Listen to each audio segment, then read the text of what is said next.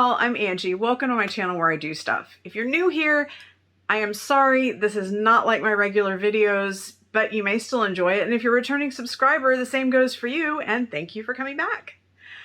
Today's video has been trying to answer a question or like a mystery that's been in the back of my mind for decades.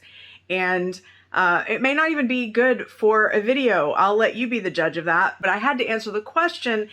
And if you've been following the channel, then you know I'm in the middle of moving. So everything is in boxes. Half my stuff is in a different house and half of it's here. And so I don't have my mics or my lighting or anything else. So I apologize if the audio is deplorable, but I hope you enjoyed today's video, so let's get into it. Every generation has something that's sort of part of the zeitgeist and is very like indicative of the time period, and it's something that was inescapable and you specifically remember it from your childhood. So think about like in 20 years how kids are going to feel about llamas. Well, it's kind of the same thing, except for Gen X. I think most of y'all will agree that it was owls.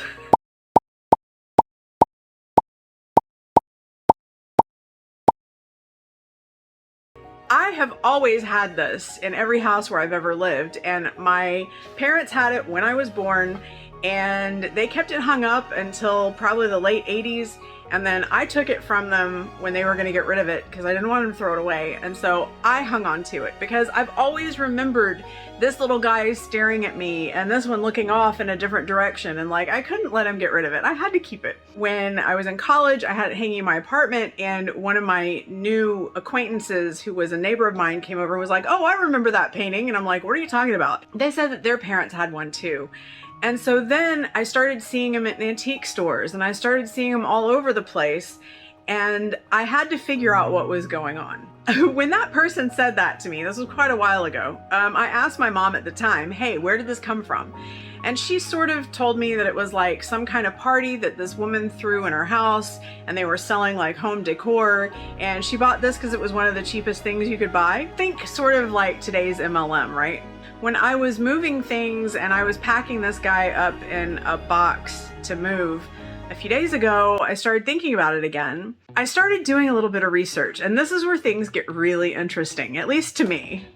It's just paper that's been glued to some kind of particle board and then glued onto a regular frame. But on the back, there's nothing. It's just cardboard. And every other one that I've ever found in an antique store or thrift store or whatever looks the exact same. The guy's name is cut off. I figured this is probably enough information for me to go off of. I have to unravel this mystery. So I did what any normal person would do, and I just started Googling and doing reverse image searches. The first thing I found was a Reddit post talking about this guy. He was watching TV and saw this owl picture in the show that he was watching, and it just happens to be on the wall next to the TV.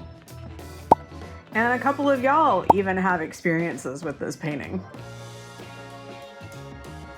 So I used my internet prowess to use the search terms that I figured would probably get me the best hits, knowing what I knew about the picture already, and I was not disappointed with the results.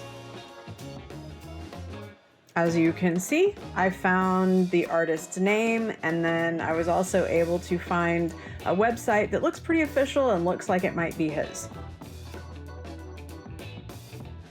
So even though I figured it was a long shot and I found a contact form, you know what I did next.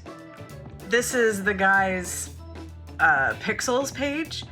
And so I went ahead and, I mean, he was born in like 1939.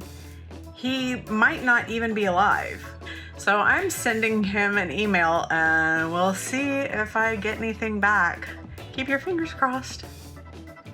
And then I came across a really useful connection, and that was the artist's name in conjunction with a company called Home Interiors, which also goes by Homeco. And if that sounds kind of scammy and MLM-y to you, it did to me too, so I figured I would follow that.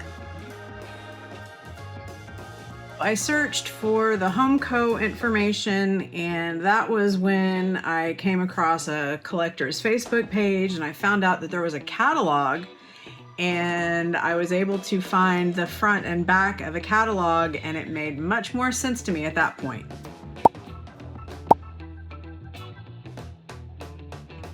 And so with that information, I was able to find a Wikipedia page which explained a lot more to me, namely that the reason why Southerners are so well acquainted with these items is because the company was based in Texas. So after a couple of hours of investigating, I was pretty happy with the information I found. I'd figured out where it came from and how my mom got a hold of it, and I was relatively pleased with the outcome. But then something unexpected happened. Hello, Angela. The screech owl was from a set of 4 owls that I painted, as you mentioned, in the early 70s. Barn, Snowy, Burrowing, and the Screech. A lady I knew called me one day and said a couple of baby owls had fallen from the nest. By the time I got there, one was already missing. I gathered up the other one, still there, and took it home and raised it. The baby screech owl I named Swoop. We were great friends, and he or she, I never knew, lived in the house free. Used the bathtub for a potty. It would come and land on my hand. Time went by and Swoop grew bigger. When about full size, one night I saw Swoop outside the window. I thought, how did that happen? Just then, another one flew to the inside ledge. Mine had found love. After 3 days, I opened the window and the pair flew off together. I walked out and Swoop flew down to my feet and looked up to say goodbye. The other one looked down from a branch. A true Disney story. I was moving the next day, so I never knew if they missed me. I was happy. I had painted him several times, and my agent at the time suggested I do the set. I did, and they went into the window of a Laguna Beach gallery called California Fine Art. A man came by looking for art for their company to print. They offered to buy the set outright or give me 10% royalties. That company was Bernard Picture Company in New York City. I had painted the originals on wood for the effect. They printed them, and they did go viral. Especially the screech owl, which sold more than all the others combined. They were, and still are, in movies, on TV, in every motel and hotel room in the country, were printed on wastebaskets, clothing, and everything else too. And still are, though not to anything near the extent. People bought them and decoupaged them and sold them too, and some companies bought them from Bernard and reprinted them. Go figure. I still have the originals hanging in my bedroom. The originals are 22 by 32. I'm still painting away. How's that for a fill-in? Now, I have no way of knowing if Richard's little story about Swoop is true, but I thought about it, and it really doesn't matter. I mean, in the end, I got all the information I was looking for, and I got to hear a really cool story, whether it was imaginative or real, that came from the artist himself. And I thought that was pretty special. He took time out of his day to answer my email, and he did it quickly.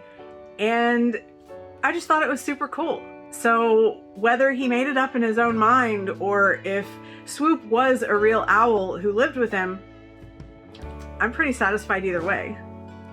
Okay, so just a quick update on other stuff. Probably won't have any videos up for a couple of weeks because as soon as I get moved here, I have a couple of days and then I'm racing in Mexico again. There will be probably a period of time it'll take me to edit that footage so that I have some better quality videos than what I published last year. And this would also be a good time to follow me on TikTok or Instagram because there will be more content there in the time period between this video and the next. If you enjoyed today's video, you might consider subscribing so you don't miss that stuff.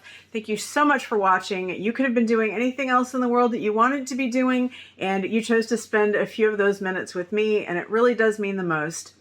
I hope you enjoyed today's video. Thank you for watching, and I'll see you next week when I do more stuff. Bye.